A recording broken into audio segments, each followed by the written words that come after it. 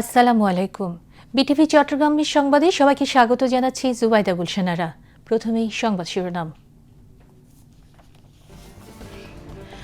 আগামী 10 মার্চ দেশের 14টি উপজেলায় প্রাথমিকভাবে ফ্যামিলি কার্ড বিতরণ করা হবে। উদ্বোধন করবেন প্রধানমন্ত্রী তারেক রহমান।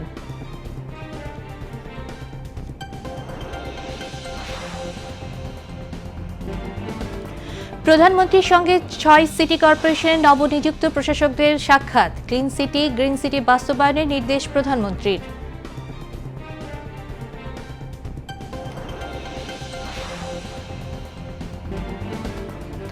দেশের সকল সিটি কর্পোরেশনে মেয়াদ অনুযায়ী পর্যায়ক্রমে নির্বাচন অনুষ্ঠিত হবে, জানালেন স্থানীয় সরকার মন্ত্রী মির্জা ফখরুল ইসলাম আলমগীর।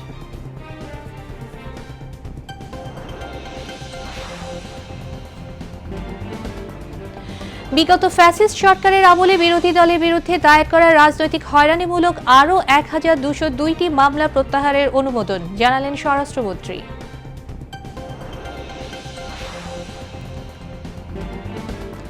অন্তর্নিহিত মানবিক গুণাবলী, নেতৃত্ব ও প্রতিকূলতার অভিজ্ঞতা প্রধানমন্ত্রী তারেক রহমানকে আগামী চ্যালেঞ্জ মোকাবেলায় সহায়তা করবে, বললেন তথ্য ও সম্প্রচার মন্ত্রী জহিরুদ্দিন স্বপন।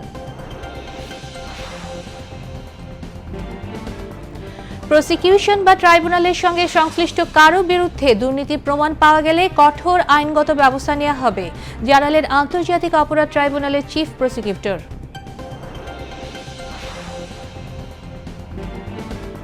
হামাস অস্ত্র না ছাড়লে পুরো গাজা দখলের হুঁশিয়ারি ইসরায়েলের কট্টরপন্থী রাজনীতিক ও অর্থমন্ত্রী বেজালেল স্মোট্রিচের।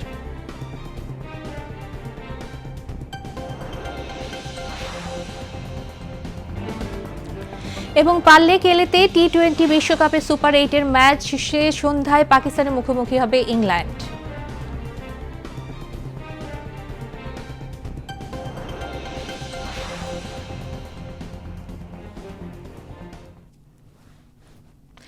এতক্ষণ সংবাদ শিরোনাম শুনলেন, এবার বিস্তারিত। প্রধানমন্ত্রী তারেক রহমানের সভাপতিত্বে সচিবালয় মন্ত্রিপরিষদ বিভাগের সভাকক্ষে ফ্যামিলি কার্ড বিষয়ক এক সভা অনুষ্ঠিত হয়েছে। সভায় সংশ্লিষ্ট মন্ত্রী, প্রতিমন্ত্রী ও ঊর্ধ্বতন কর্মকর্তাগণ উপস্থিত ছিলেন। পরে সাংবাদিকদের মহিলা ও শিশু বিষয়ক এবং সমাজ কল্যাণ মন্ত্রী ডক্টর আবু জাফর মোহাম্মদ জাহিদ হোসেন জানান, আগামী 10 মার্চ প্রধানমন্ত্রী তারেক রহমান দেশব্যাপী ফ্যামিলি কার্ড বিতরণ কার্যক্রম উদ্বোধন করবেন। তিনি জানান, দেশের 14টি উপজেলার নির্ধারিত ইউনিয়ন ও ওয়ার্ডে একযোগে ফ্যামিলি কার্ড বিতরণ শুরু হবে। এটি একটি চলমান প্রক্রিয়া এবং ধাপে ধাপে সারা দেশে সম্প্রসারণ করা হবে। ফ্যামিলি কার্ডের মাধ্যমে দেশের হতদরিদ্র, দরিদ্র ও নিম্নবিত্ত সুবিধাভোগী মা বোনেরা প্রতি মাসে 2,500 টাকা করে আর্থিক সহায়তা পাবেন। তিনি আরও জানান, সুবিধাভোগীদের তালিকার তথ্য সরাসরি মাঠ পর্যায়ে ডোর টু ডোর পদ্ধতিতে সংগ্রহ করা হবে। কোনো রাজনৈতিক বা ধর্মীয় বৈষম্য হবে না।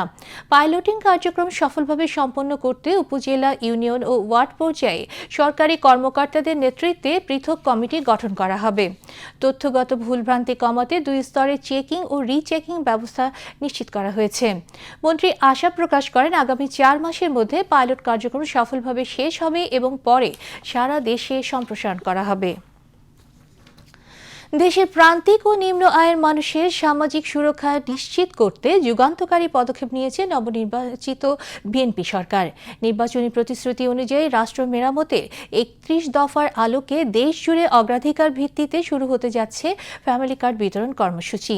এই প্রকল্পের মাধ্যমে দেশের প্রায় 5 কোটি পরিবারকে আনা হবে সরাসরি রাষ্ট্রীয় সহায়তার আওতায়। বিশেষত পরিবারের নারী সদস্যদের নামে এই কার্ড ইস্যু করার মাধ্যমে নারীর ক্ষমতায়ন এবং পারিবারিক সচ্ছলতা ফেরানোর লক্ষ্যেই বিতরণ করা হবে এই ফ্যামিলি কার্ড। আরিফিন মাসুদের প্রতিবেদন। এই যে আপনারা আমার হাতে একটা ছোট্ট কার্ড দেখছেন, এই কার্ডটার নাম আমরা দিয়েছি ফ্যামিলি কার্ড। দেশের সামাজিক নিরাপত্তায় বাংলাদেশের জাতীয়তাবাদী দল বিএনপির নির্বাচনী গুরুত্বপূর্ণ প্রতিশ্রুতি ফ্যামিলি কার্ড। ইতোমধ্যে এই প্রতিশ্রুতি বাস্তবায়নের উদ্যোগ নিয়েছে প্রধানমন্ত্রী তারেক রহমান নেতৃত্বাধীন সরকার। পাইলট প্রকল্পের মাধ্যমে ঈদের আগেই শুরু হবে ফ্যামিলি কার্ড বিতরণ। দরিদ্র ও হতদরিদ্র সহ দেশের 5 কোটি পরিবারকে দেয়া হবে একটি করে ফ্যামিলি কার্ড। ফ্যামিলি কার্ডের মাধ্যমে যোগ্য পরিবারগুলো নিয়মিত পাবে আর্থিক বা সমমূল্যের নিত্য প্রয়োজনীয় পণ্য। সরকারের এই সহায়তা সরাসরি তুলে দেওয়া হবে পরিবারের নারী সদস্য বা গৃহকর্ত্রীর হাতে, যা নারীর জীবনমান উন্নয়ন ও ক্ষমতায়নে ভূমিকা রাখবে। এই কার্ড মূলত একটি ডেটাবেস পরিচয়পত্র, যা কোনো ব্যক্তির নয় বরং পরিবারকে কেন্দ্র করে সামাজিক নিরাপত্তা কাঠামো ব্যবস্থা। ফ্যামিলি কার্ডের বিষয়টি তদারকি করবে স্থানীয় সরকার ও প্রশাসন। সমাজ কল্যাণ মন্ত্রণালয়ের তথ্য বলছে, এই কার্ডটির আর্থিক সহায়তার পরিমাণ হবে বিদ্যমান অন্যান্য সামাজিক নিরাপত্তা ভাতার চেয়েও বেশি। এখন যে প্রচলিত বিভিন্ন ভাতা আছে, সেই সমস্ত সকল ভাতার চেয়ে ইনশাল্লাহ এই ভাতার পরিমাণ দ্বিগুণেরও বেশি হবে এবং প্রাথমিকভাবে আর্থিকভাবেই সহায়তা করা হবে। আগামী 3 থেকে 6 মাসের মধ্যে দেশের যোগ্য পরিবারগুলোর অর্ধেকেরও বেশি সংখ্যককে এই কর্মসূচির আওতায় আনবে সরকার। জাতীয় পরিচয়পত্রের ভিত্তিতে প্রতিটি পরিবারের তথ্য সংরক্ষণ করা হবে, যা সহায়তা বিতরণ কার্যক্রমকে করবে অনিয়ম ও দুর্নীতিমুক্ত। তাই ফ্যামিলি কার্ডের জন্য যথাযথ প্রক্রিয়া মেনে করতে হবে আবেদন। যদিও পূর্ণাঙ্গ আবেদন প্রক্রিয়া এখনও শুরু হয় নাই, তবুও আগাম প্রস্তুতি হিসেবে সম্ভাব্য আবেদনকারীদের 3টি ডকুমেন্ট সংগ্রহে রাখতে হবে: আবেদনকারীর জাতীয় পরিচয়পত্র, পাসপোর্ট সাইজের রঙিন ছবি এবং একটি সচল মোবাইল নম্বর। পাইলট প্রকল্পের কার্যক্রম শেষে জনপ্রতিনিধি ও স্থানীয় প্রশাসনের মাধ্যমে তৈরি করা হবে উপকারভোগীদের তালিকা। এক্ষেত্রে ইউনিয়ন পরিষদ, পৌরসভা কিংবা ওয়ার্ড কাউন্সিলরের কার্যালয় থেকে সরাসরি আবেদন করা যাবে, যা পর্যায়ক্রমে সম্প্রসারণ করা হবে সারা দেশে। এর পাশাপাশি একটি যোগ্য পরিবার যাতে ঘরে বসেই আবেদন করতে পারে, সে লক্ষ্যে একটি অনলাইন পোর্টাল চালুরও প্রস্তুতির কাজ এগিয়ে চলেছে। Arefin Masud, BTV news, Dhaka. Clean city grid city বাস্তবায়নে নবনিযুক্ত 6 সিটি কর্পোরেশনের প্রশাসকদের নির্দেশনা দিয়েছেন প্রধানমন্ত্রী তারেক রহমান। প্রজ্ঞাপন জারির একদিন পর আজ সচিবালয়ে প্রধানমন্ত্রীর সঙ্গে সাক্ষাৎ করতে গেলে তিনি এই নির্দেশনা দেন। বিস্তারিত শোয়েব আহমেদের রিপোর্টে। সরকার গঠনের 7 দিনের মাথায় 6টি সিটি কর্পোরেশনে প্রশাসক নিয়োগ দেয় বিএনপি সরকার। নিয়োগের পরদিন মঙ্গলবার সকালে সরকার প্রধানের সঙ্গে সৌজন্য সাক্ষাৎ করেন ঢাকার 2 সিটি সহ গাজীপুর, নারায়ণগঞ্জ, সিলেট ও খুলনা সিটির নবনিযুক্ত প্রশাসকরা। যে আমরা চেষ্টা করব জনগণের সাথে থেকে সেগুলো অনেকটা সমাধান করা, যেগুলো না পারবো সেগুলো সরকারের কাছে এসে তুলে ধরা এবং সরকারের সহযোগিতা নিয়ে সেই সমস্ত বিষয়গুলোকে সমাধান করা।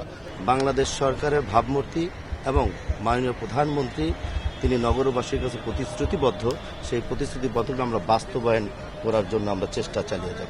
সাক্ষাৎকালে ক্লিন সিটি গ্রিন সিটি বাস্তবায়নে বেশ কিছু বিষয়ের উপর জোর দিয়েছেন প্রধানমন্ত্রী। আগামী 6 মাসের মধ্যে নাগরিক সেবা নিশ্চিতে সুনির্দিষ্ট কর্মপরিকল্পনা প্রণয়ন ও তা বাস্তবায়নে তাগিদ দেন সরকার প্রধান। প্রধানমন্ত্রী যেটা বলেছেন সেটা হচ্ছে যে জনগণকে সার্ভিস দেওয়া। এই সিটি কর্পোরেশনে আমরা আগামী 6 মাসের মধ্যে যে যে প্রকল্পগুলো নিব এবং সেটা যেন যথাযথভাবে বাস্তবায়ন করতে পারি। প্রশাসক সিটি কর্পোরেশনের কাজগুলো মাঠ পর্যায়ে কতটুকু বাস্তবায়িত হচ্ছে তা পরিদর্শনের ঘোষণা দিয়েছেন প্রধানমন্ত্রী তারেক রহমান। প্রায়োরিটি ভিত্তিতে যে সকল সমস্যাগুলি আছে সেই সমস্যাগুলি নির্ধারণ করে একটা প্ল্যান 7 দিনের মধ্যে তৈরি করা এবং আগামী 6 মাসের মধ্যে সেই প্ল্যানটা বাস্তবায়ন করার জন্য আমাদেরকে নির্দেশ প্রদান করা হয়েছে। এর আগে সকালে সচিবালয়ে স্থানীয় সরকার মন্ত্রণালয়ে আনুষ্ঠানিকভাবে যোগ দেন নবনিযুক্ত 6টি সিটি কর্পোরেশনের প্রশাসক।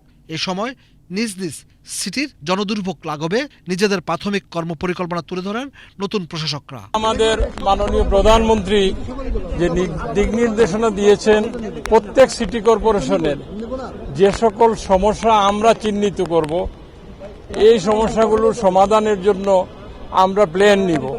2024 সালের গণঅভ্যুত্থানের পর অন্তর্বর্তী সরকার 12টি সিটি কর্পোরেশনের মেয়রদের সরিয়ে সরকারি কর্মকর্তাদের প্রশাসক নিয়োগ দেয়।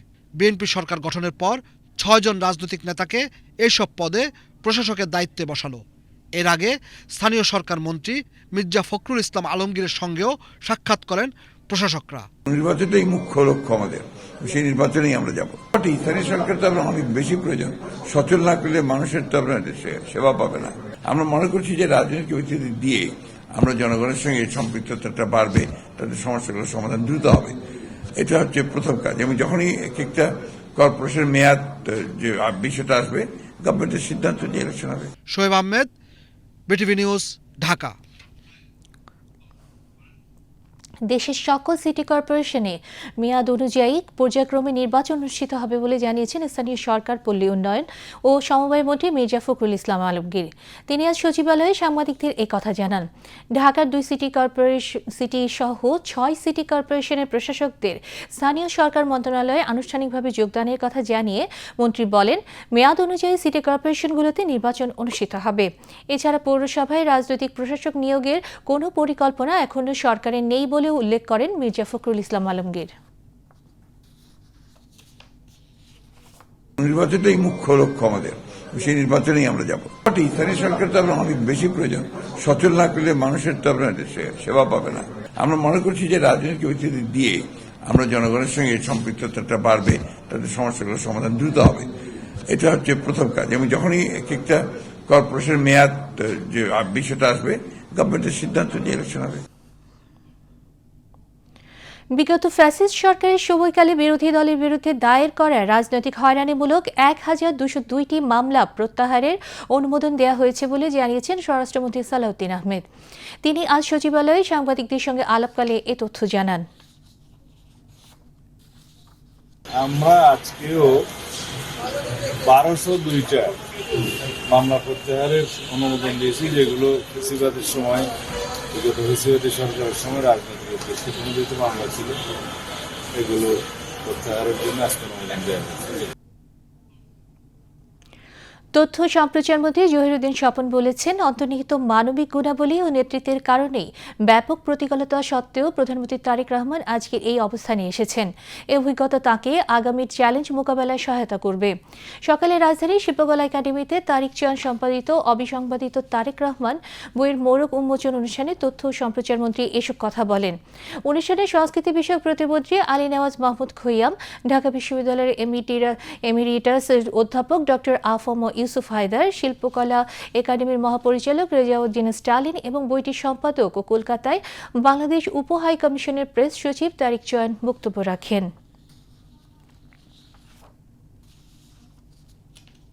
কি পরিমাণ চ্যালেঞ্জের মধ্য দিয়ে তাকে এই পথ পর্যন্ত আসতে হয়েছে। কিন্তু রাজনীতি যেহেতু একটা বিজ্ঞান এবং বিশেষ করে ডেমোক্রেটিক পলিটিক্সে, গণতান্ত্রিক রাজনীতিতে তারেক রহমানের মতো একজন নেতা যেরকম সংগ্রামের মধ্য দিয়ে এই পর্যায়ে এসেছেন, বাকি সময়টাও কিন্তু একজন রাষ্ট্রনায়ক হিসাবে সেই সংগ্রামের মধ্য দিয়েই তাকে পথ চলতে হবে। এবং একথা আজকে অনস্বীকার্য যে এতটা প্রতিকূলতা মোকাবেলা করা সম্ভব হয়েছে তার অন্তর্নিহিত ব্যক্তিগত মানবিক গুণাবলীর কারণেই কিন্তু সম্ভব হয়েছে। তারেক রহমান ইতিমধ্যে প্রমাণ করেছেন সেই ব্যক্তিগত মানবিক গুণাবলী আছে, যেই গুণাবলী দিয়ে তিনি এই ধরনের একটা পিচ্ছিল এবং একটা অগ্নিঝরা পথে পার করে এখানে এসেছেন এবং বাকি সময়টাও তার পিচ্ছিল থাকবে।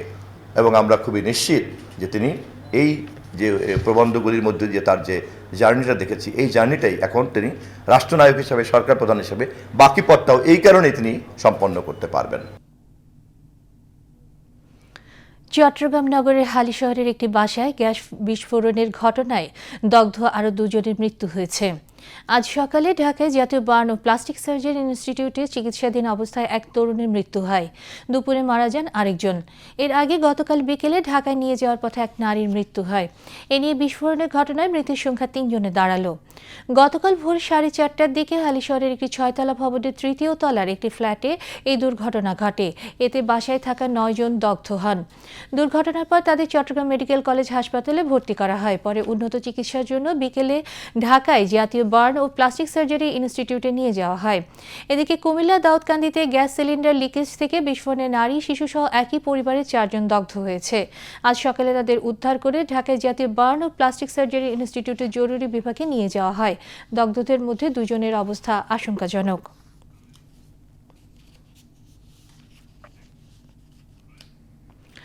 চট্টগ্রাম ও কুমিল্লায় পৃথক দুটি সিলিন্ডার ও গ্যাস লিকেজ জনিত দুর্ঘটনায় আক্রান্তদের সর্বোচ্চ চিকিৎসা সেবা নিশ্চিত করা হয়েছে বলে জানিয়েছেন স্বাস্থ্য ও পরিবার কল্যাণ মন্ত্রী সরদার মোহাম্মদ সাখাওয়াত হোসেন।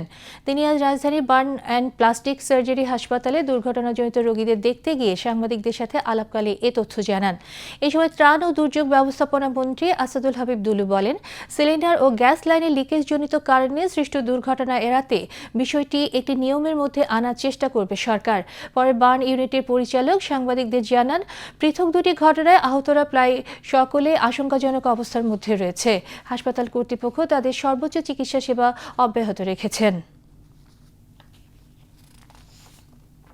আমাদের হসপিটালের সম্ভাব্য যতগুলি চিকিৎসা দেওয়ার মতন ব্যবস্থা আছে সর্বোত্তমভাবে তাদেরকে চিকিৎসা দেওয়া হচ্ছে। যথাসাধ্য আমরা চেষ্টা করতেছি, আমাদের হসপিটাল কর্তৃপক্ষ চেষ্টা করতেছেন। আমাদের অ্যাভেলেবল যত ফেসিলিটিস আছে, মেডিসিন আছে, সব হসপিটাল কর্তৃপক্ষ দিচ্ছেন। বাকি যদি আরও কিছু লাগে আমি আশ্বস্ত করেছি, আমরা উভয়ই আমাদের হাসপাতাল কর্তৃপক্ষকে আমরা সেটা যোগান দেব। সে যে সিলিন্ডারগুলো ব্যবহার করা হয়, মেয়াদ উত্তীর্ণ সিলিন্ডারগুলো ব্যবহার করা হয়, এগুলোতে কিভাবে একটা নিয়মের মধ্যে নিয়ে আসা যায় সেগুলো নিয়ে আমরা অল্প সময়ের ভিতরে 3 মন্ত্রণালয়ে বসে কাজ করব, যাতে করে ভবিষ্যতে এই ধরনের দুর্ঘটনা থেকে কম ক্ষতি হয় সেই ব্যবস্থাটা করার চেষ্টা করা হবে। মুহূর্তে সকালবেলা আমাদের আরেকজন বাচ্চা মারা গেছে, শাওন নামে 16 বছরের একটা বাচ্চা মারা গেছে। বাকি যারা আছে তাদের মধ্যে স্যাররাও বলেছেন, আমরাও বলেছি যে সবারই 30%-এর মিনিমাম বার্ন যারা আছে তার 30% উইথ ইনহেলেশন ইঞ্জুরি সবসময় আশঙ্কাজনক। তো তারপরেও আমরা আমাদের মতো করে যত ভালো চিকিৎসা দেওয়া সম্ভব দিব। চিফ প্রসিকিউটর মোহাম্মদ আমিনুল ইসলাম বলেছেন, প্রসিকিউশন বা ট্রাইব্যুনালের সঙ্গে সংশ্লিষ্ট কারো বিরুদ্ধে দুর্নীতি প্রমাণ মিললে কঠোর আইনগত ব্যবস্থা নেওয়া হবে। তিনি আজ আন্তর্জাতিক অপরাধ ট্রাইব্যুনালে জুলাই হত্যাযজ্ঞের মামলা সহ সার্বিক পরিস্থিতি নিয়ে প্রসিকিউটরদের সাথে বৈঠক শেষে সাংবাদিকদের এই কথা জানান। মোহাম্মদ আমিনুল ইসলাম বলেন, এই ট্রাইব্যুনাল সম্পূর্ণভাবে দুর্নীতিমুক্ত এবং আন্তর্জাতিক মানসম্মত একটি প্রতিষ্ঠান হিসেবে কাজ করবে। এখানে আন্তর্জাতিক মানদণ্ডে বিচার কার্যক্রম পরিচালিত হবে এবং বিচারের বাইরে অন্য কোনো বিষয়কে প্রশ্রয় দেওয়া হবে না। তিনি আরও বলেন, ট্রাইব্যুনালের এ পর্যন্ত ঘোষিত রায়গুলোর ফাইল তিনি পর্যালোচনা করবেন এবং গৃহীত পদক্ষেপগুলো খতিয়ে দেখবেন। সাংবাদিকদের এক প্রশ্নের জবাবে তিনি বিডিআর বিদ্রোহ হত্যা মামলার দ্রুত নিষ্পত্তি প্রত্যাশা করেন। আমরা একেবারেই আইন অনুযায়ী এই ট্রাইব্যুনালটা পরিচালিত হোক, এটা আমরা চাই, এবং এই ট্রাইব্যুনালের গতিশীলতা বৃদ্ধি হোক। আমরা চাই যে ট্রাইব্যুনালটা আরও বেশি গতিশীল হোক এবং আরও স্বচ্ছতার সাথে এই ট্রাইব্যুনালের কার্যক্রম পরিচালিত হোক, এটা আমরা চাচ্ছি। এই ট্রাইব্যুনালে জুলাই বিপ্লবের যে আকাঙ্ক্ষা সেই অনুযায়ী যাতে এই মামলাগুলোর যাতে দ্রুত বিচার নিষ্পত্তি হয় সেগুলোর উপরে আমরা আলাপ আলোচনা করেছি। আমরা কিছু বিষয় আমরা ক্রাইটেরিয়া ঠিক করেছি যে আমরা কীভাবে প্রক্রিয়ায় কেসগুলো আমরা দ্রুত নিষ্পত্তি করানো যায়। আমি আপনাদেরকে সুস্পষ্টভাবে একটা কথা বলতে চাই, আমার দায়িত্ব পালনকালে এই ট্রাইব্যুনালে আমি আমার কোনো প্রসিকিউটর বা ট্রাইব্যুনালে জড়িত অন্য কেউ কোনো ধরনের করাপশনে জড়িত থাকলে তার বিরুদ্ধে কঠোর আইনগত ব্যবস্থা নেওয়া হবে। আমরা প্রমাণ করে দেব যে এই ট্রাইব্যুনাল সম্পূর্ণরূপে করাপশন ফ্রি ট্রাইব্যুনাল হিসেবে আন্তর্জাতিক মানের যে বিচার, সেই মানের একটি বিচার এখানে অনুষ্ঠিত হবে। এখানে বিচারের বাইরে অন্য কোনো আলোচনা আমরা প্রশ্রয় দেব না। আগামী 26 ফেব্রুয়ারি সকাল 11টায় রাজধানীর ওসমানী স্মৃতি মিলনায়তনে অনুষ্ঠিত হবে 21শে পদক 2026 প্রদান অনুষ্ঠান। তথ্য ও সম্প্রচার মন্ত্রণালয়ের এক বিজ্ঞপ্তিতে জানানো হয়েছে, অনুষ্ঠানে প্রধানমন্ত্রী তারেক রহমান উপস্থিত থেকে গুণী ব্যক্তিদের হাতে দেশের অন্যতম সর্বোচ্চ বেসামরিক সম্মাননা 21শে পদক তুলে দেবেন। ভাষা আন্দোলনের চেতনা ও বিভিন্ন ক্ষেত্রে গুরুত্বপূর্ণ অবদানের স্বীকৃতি হিসেবে প্রতি বছর 21শে পদক প্রদান করা হয়। এবারের আয়োজন ঘিরে সংশ্লিষ্ট মহলে ইতোমধ্যে প্রস্তুতি সম্পন্ন হয়েছে বলে জানা গেছে। প্রধানমন্ত্রী 26 ফেব্রুয়ারি বিকেলে বাংলা একাডেমি প্রাঙ্গণে বইমেলার উদ্বোধন ঘোষণাও করবেন। এবারের বইমেলায় অংশগ্রহণকারী প্রকাশনা প্রতিষ্ঠানগুলোর স্টল ভাড়া সম্পূর্ণ মওকুফ করেছে সরকার। এবার আন্তর্জাতিক সংবাদ।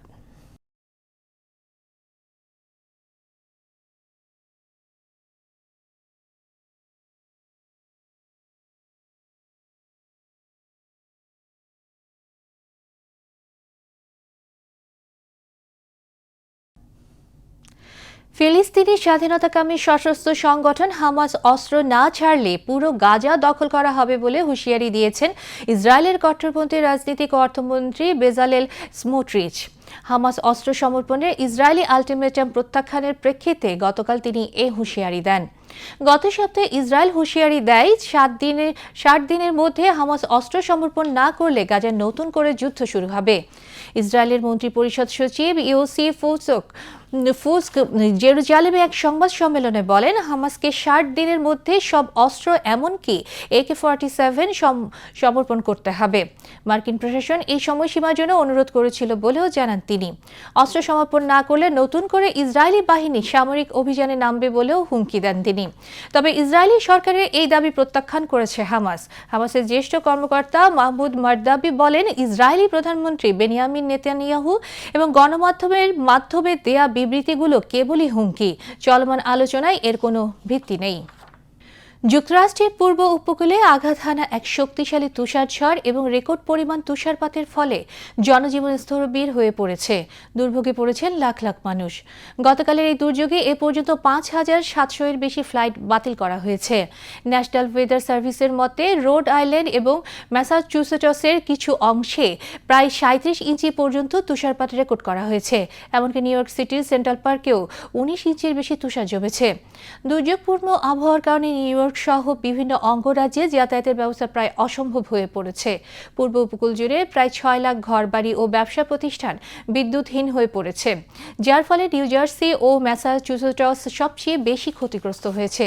তুষারপাতের তীব্রতা এতই বেশি ছিল যে রোড আইল্যান্ডের রাজধানী প্রভিডেন্সে 36 ইঞ্চি তুষার জমে 1978 সালের আগের রেকর্ড ভেঙে গেছে। এই পরিস্থিতিকে আবহাওয়াবিদরা বিস্ময়কর বলে অভিহিত করেছেন। নিরাপত্তার স্বার্থে রোড আইল্যান্ড ও কানেকটিকাট এবং ম্যাসাচুসেটসে জরুরি প্রয়োজন ছাড়া সব ধরনের যান চলাচলের উপর নিষেধাজ্ঞা আরোপ করা হয়েছে। আকাশপথে যোগাযোগে এই ঝড় নজিরবিহীন বিপর্যয় ডেকে এনেছে।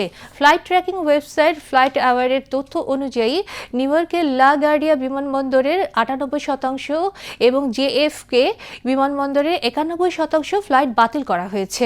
এছাড়া বোস্টন এবং ফিলাডেলফিয়াতেও প্রায় 80 থেকে 92% ফ্লাইট চলাচল বন্ধ রয়েছে। ভারতের ঝাড়খণ্ড রাজ্যে যাত্রা জেলায় 7 জন আরোহী নিয়ে একটি এয়ার অ্যাম্বুলেন্স বিধ্বস্ত হয়েছে। এ ঘটনায় বিমানে থাকা সব আরোহীর মৃত্যু হয়েছে বলে আশঙ্কা করা হচ্ছে। সোমবার সন্ধ্যায় এই দুর্ঘটনা ঘটে বলে নিশ্চিত করেছে দেশটির বিমান চলাচল নিয়ন্ত্রক সংস্থা DGCA। ভারতীয় সংবাদ মাধ্যমের খবরে বলা হয়েছে, red bird Airways private limited পরিচালিত বিচক্রাফট C-90 বিমানটি সোমবার সন্ধ্যা 7:11 ঝাড়খণ্ডের রাজধানী রাঁচি থেকে উড্ডয়ন করে। উড্ডয়নের 23 মিনিট পর বিমানটি রাডার থেকে বিচ্ছিন্ন হয়ে যায়। পরে এটি চাতরা জেলা দুর্গম পাহাড় এলাকায় বিধ্বস্ত হয়েছে। সংস্থাটি জানায়, বিমানটিতে মোট 7 জন আরোহী ছিলেন। তাদের মধ্যে ছিলেন 2 জন পাইলট, একজন রোগী, রোগীর 2 জন সঙ্গী, একজন চিকিৎসক এবং একজন প্যারামেডিক। ঘটনার পরপরই জেলা প্রশাসন তল্লাশি ও উদ্ধারকারী দল দুর্ঘটনাস্থলে পৌঁছেছে। এছাড়া দুর্ঘটনার কারণ অনুসন্ধানে এয়ারক্রাফট অ্যাক্সিডেন্ট ইনভেস্টিগেশন ব্যুরোর একটি দলকে সেখানে পাঠানো হয়েছে। 2022 সালের 24 ফেব্রুয়ারি ইউক্রেনে পূর্ণমাত্রার সামরিক আগ্রাসন শুরু করে রাশিয়া। এই আক্রমণের মাধ্যমে রাশিয়া ইউক্রেন যুদ্ধ এখন এত দীর্ঘ হয়েছে যে দ্বিতীয় বিশ্বযুদ্ধে 1941 থেকে 1945 সাল পর্যন্ত রাশিয়ার অংশগ্রহণের সময়কেও ছাড়িয়ে গেছে। ইমদাদুল হক পল্লবীর desk report. Ukraine has endured another night of fire. Russia ও ইউক্রেনের মধ্যে চলমান রক্তক্ষয়ী যুদ্ধের গত 4 বছরে উভয় দেশের সম্মিলিত সেনা ক্ষয়ক্ষতির পরিমাণ 18 লাখ ছাড়িয়ে গেছে। মার্কিন গবেষণা প্রতিষ্ঠান centre for strategic and international studies CSIS এক প্রতিবেদনে এই তথ্য প্রকাশ করেছে। প্রতিবেদনে উল্লেখ করা হয়েছে, 2022 সালের ফেব্রুয়ারি থেকে শুরু হওয়া এই দীর্ঘস্থায়ী সংঘাতে দুই দেশের অসংখ্য সেনা নিহত, আহত অথবা নিখোঁজ হয়েছেন। CSIS এর বিশ্লেষণ অনুযায়ী দ্বিতীয় বিশ্বযুদ্ধের পর বিশ্বের আর কোনো একক যুদ্ধে কোনো বৃহৎ শক্তির সেনাবাহিনী এত বিপুল পরিমাণ প্রাণহানি ও ক্ষয়ক্ষতির সম্মুখীন হয়নি। পরিসংখ্যান অনুযায়ী ইউক্রেনীয় বাহিনীর তুলনায় রাশিয়ার সামরিক বাহিনীর ক্ষয়ক্ষতির পরিমাণ অনেক বেশি। মোট 18 লাখ হতাহত ও নিখোঁজ সেনার মধ্যে প্রায় 12 লাখই রাশিয়ার। এই বিশাল সংখ্যার মধ্যে রাশিয়ার 3,25,000-এর বেশি সেনা যুদ্ধক্ষেত্রে প্রাণ হারিয়েছেন। বাকিদের বড় একটি অংশ গুরুতরভাবে আহত হয়েছেন এবং কয়েক হাজার সেনা এখনও নিহত রয়েছেন বলে প্রতিবেদনে জানানো হয়েছে। রুশ বাহিনীর এই নজিরবিহীন ক্ষয়ক্ষতিকে আধুনিক সামরিক ইতিহাসের অন্যতম বড় বিপর্যয় হিসেবে দেখছে মার্কিন এই সংস্থাটি। ক্ষয়ক্ষতির দিক থেকে ইউক্রেনের অবস্থা অত্যন্ত করুণ। প্রতিবেদনে বলা হয়েছে গত 4 বছরে ইউক্রেনের অন্তত 6 লাখ সেনা হতাহত অথবা নিখোঁজ হয়েছেন। বিস্তারিত তথ্যে দেখা যায় 2022 সালের ফেব্রুয়ারি থেকে 2025 সালের ডিসেম্বর পর্যন্ত ইউক্রেনীয় বাহিনীর 1 লাখ থেকে 1,40,000 সেনা নিহত হয়েছেন। রুশ বাহিনীর তুলনায় ইউক্রেনের নিহতের সংখ্যা কম হলেও দেশটির মোট সামরিক সক্ষমতার বিচারে এই ক্ষতি অপূরণীয়। আকাশপথে হামলা, দীর্ঘমেয়াদী পরীক্ষা যুদ্ধ এবং আধুনিক মারণাস্ত্রের ব্যবহার দুই দেশেরই জনবলকে ধ্বংসের দ্বারপ্রান্তে নিয়ে গেছে। এমদাদুল হক পল্লব, ডেস্ক রিপোর্ট, বিটিভি নিউজ। আবারও দেশের খবর। রহমত, বরকত আর নাজাতের ঐশী বার্তা নিয়ে বিশ্বের মুসলমানদের মাঝে আবারও ফিরে এসেছে পবিত্র মাহে রমজান। পবিত্র কোরআনে বর্ণিত হয়েছে সিয়াম সাধনার এই মাসের নানা ফজিলত। এই পবিত্র মাসে অবতীর্ণ হয়েছিল কোরআন এবং হাজার রাতের চেয়ে শ্রেষ্ঠতম রাত পবিত্র শবে কদরও এই মাসে। পবিত্র রমজান মাসে ফজিলত নিয়ে আতিকুর রহমানের প্রতিবেদন।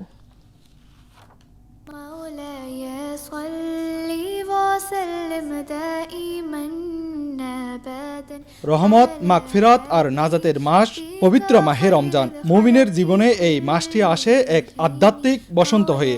আত্মশুদ্ধি আর স্রষ্টার নৈকট্য লাভের আশায় মসজিদে জিকির, কোরআন তেলাওয়াত, ধর্মীয় আলোচনার মাধ্যমে ইবাদত বন্দিগিতে নিয়োজিত থাকেন ধর্মপ্রাণ মুসল্লিরা।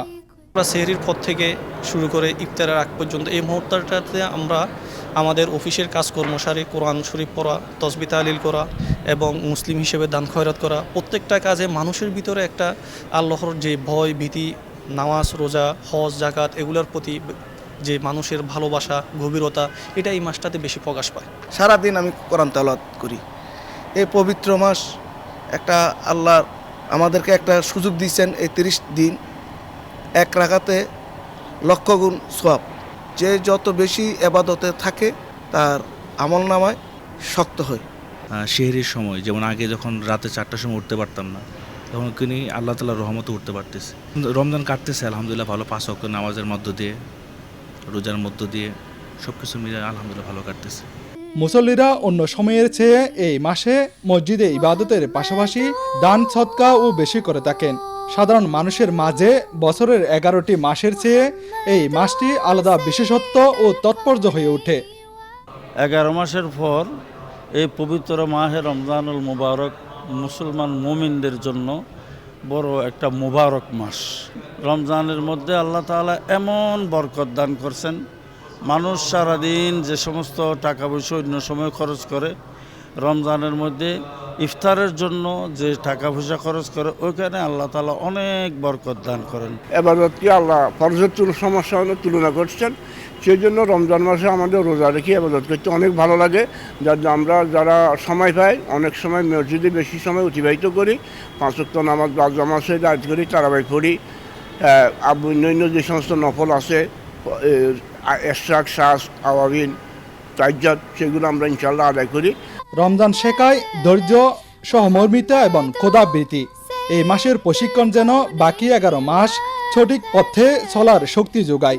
সাধারণ মানুষের মাঝে রমজানের ফজিলত, গুরুত্ব, বিধিনিষেধ নিয়ে ইমাম মুয়াজ্জিনরা আলোচনা করেন এবং তা যথাযথ মেনে চলার আহ্বান জানান। পবিত্র রমজান মাস হলো এমন একটি মাস যেই মাসের মধ্যে আল্লাহ পাক রব্বুল আলামিন কোরআনে কারীম নাজিল করেছেন।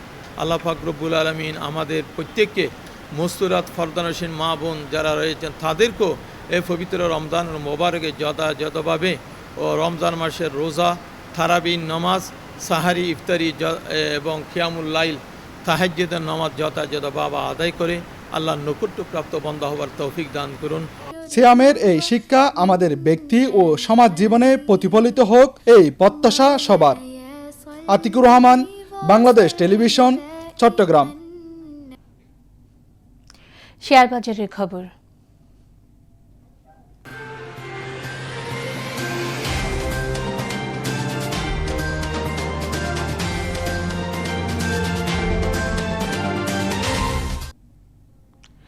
চট্টগ্রাম স্টক এক্সচেঞ্জে চাঙ্গাভাব অব্যাহত রয়েছে।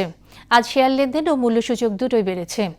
দিন শেষে সার্বিক সূচক দাঁড়িয়েছে 15,455.93, যা গতকালের চেয়ে শতকরা 0.03 বেশি। এছাড়া সিএসই 30-এর মূল্যসূচক দাঁড়ায় 14,123.90, যা গতকালের চেয়ে শতকরা 0.13 বেশি। আজ 178টি কোম্পানির 36,97,818টি শেয়ার লেনদেন হয়, যার মূল্য 19,49,41,000 টাকারও বেশি। এর মধ্যে 85টি কোম্পানি শেয়ার দাম বেড়েছে, 65টির কমেছে এবং 37টির দাম অপরিবর্তিত রয়েছে। এবার আন্তর্জাতিক মুদ্রা বাজারের খবর।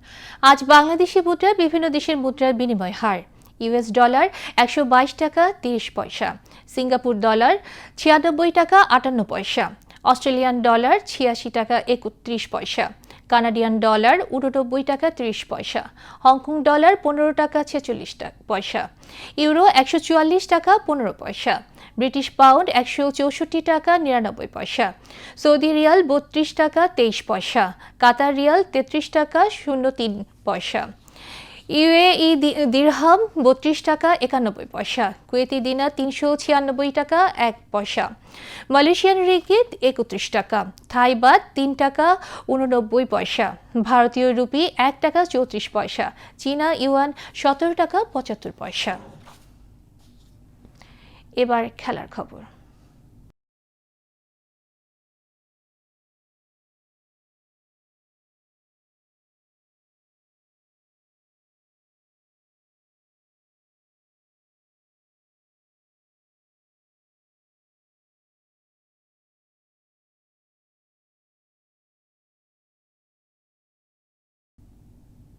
ক্রিকেট।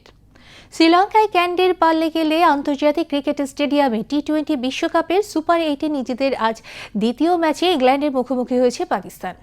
ম্যাচটি শুরু হয় বাংলাদেশ সময় সন্ধ্যা 7:30টায়।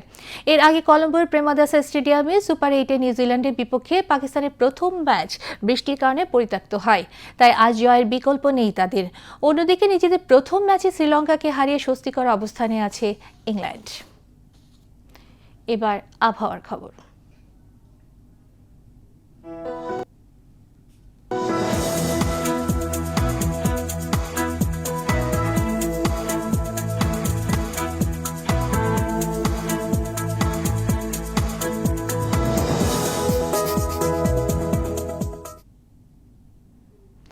পতেঙ্গা আবহাওয়া অফিস জানিয়েছে, আগামীকাল সন্ধ্যা 6টা পর্যন্ত চট্টগ্রাম এবং পার্শ্ববর্তী এলাকায় আকাশ অস্থায়ীভাবে আংশিক মেঘলা সহ আবহাওয়া শুষ্ক থাকতে পারে। সেই সাথে শেষ রাত থেকে সকাল পর্যন্ত নদীর অববাহিকা ও তৎসংলগ্ন এলাকায় হালকা থেকে মাঝারি ধরনের কুয়াশা পড়তে পারে। রাতের তাপমাত্রা প্রায় অপরিবর্তিত থাকতে পারে এবং দিনের তাপমাত্রা সামান্য বৃদ্ধি পেতে পারে। পরবর্তী 24 ঘন্টায় আবহাওয়ার সামান্য পরিবর্তনের সম্ভাবনা রয়েছে। নগরীতে আজ সর্বোচ্চ তাপমাত্রা ছিল 34 ডিগ্রি সেলসিয়াস, যা স্বাভাবিকের চেয়ে 6 ডিগ্রি বেশি, এবং সর্বনিম্ন তাপমাত্রা ছিল 19.8 ডিগ্রি সেলসিয়াস, যা স্বাভাবিকের চেয়ে 3.6 ডিগ্রি বেশি। আগামীকাল চট্টগ্রামে সূর্যোদয় 6টা 18 মিনিটে এবং সূর্যাস্ত 5টা 54 মিনিটে। এবার জানিয়ে দিচ্ছি কর্ণফুলী নদীতে আগামীকালের জোয়ার ভাটার সময়সূচি। জোয়ার শুরু হবে রাত 12টা 31 মিনিটে, ভাটা সকাল 6টা 17 মিনিটে। পরবর্তী জোয়ার শুরু হবে দুপুর 12টা 44 মিনিটে এবং ভাটা সন্ধ্যা 7টা 31 মিনিটে। এবার সেহরি ও ইফতারের সময়সূচি। চট্টগ্রাম এবং পার্শ্ববর্তী এলাকায় আজ সেহরির শেষ সময় ভোর 5টা 1 মিনিট এবং আগামীকাল ইফতার সন্ধ্যা 6টা 56 মিনিটে।